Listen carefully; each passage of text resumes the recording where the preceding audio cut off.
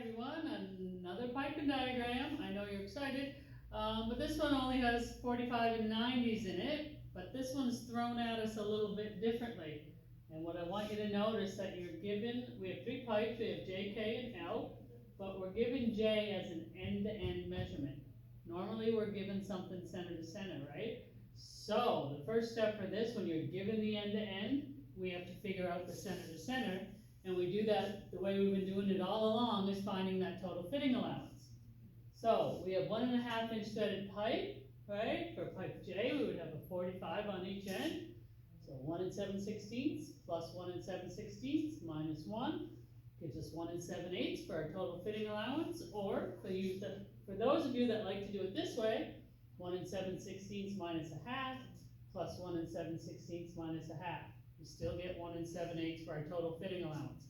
Here's where it changes. Instead of subtracting that fitting allowance off, we're going to add it, because we were given the end-to-end, which is always shorter, so we have to add that total fitting allowance to get the center to center.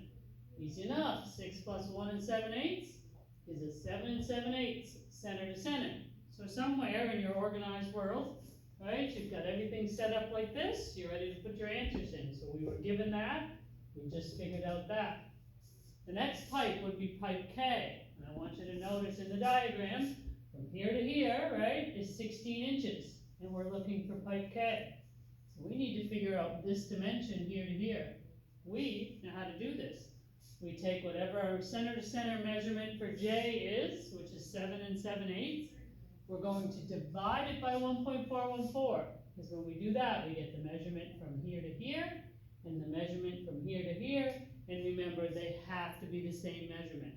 Normally we times something by 1.414, now we're going the other way, we're dividing by 1.414.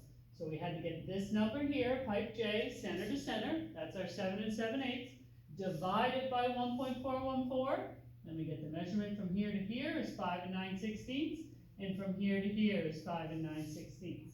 Again, my triangle really isn't to scale there, but it is the same measurement. Okay, so once we figure that out, we can figure out pipe K, because what we're going to do is we're going to take the overall vertical measurement at 16 inches, and we're going to subtract off 5 9/16, will give us K center to center. And what do we end up with there? We end up there with 10 7/16 center to center. Now we're just back to doing our plain old fitting allowance, right? We have a 90 at one end of that, and a 45 at the other. 1.5 inch threaded pipe. We get a total fitting allowance, whatever way you want to work it out, is 2 3/8. 10 7/16 minus 2 3/8. We get 8 1/16 end to end.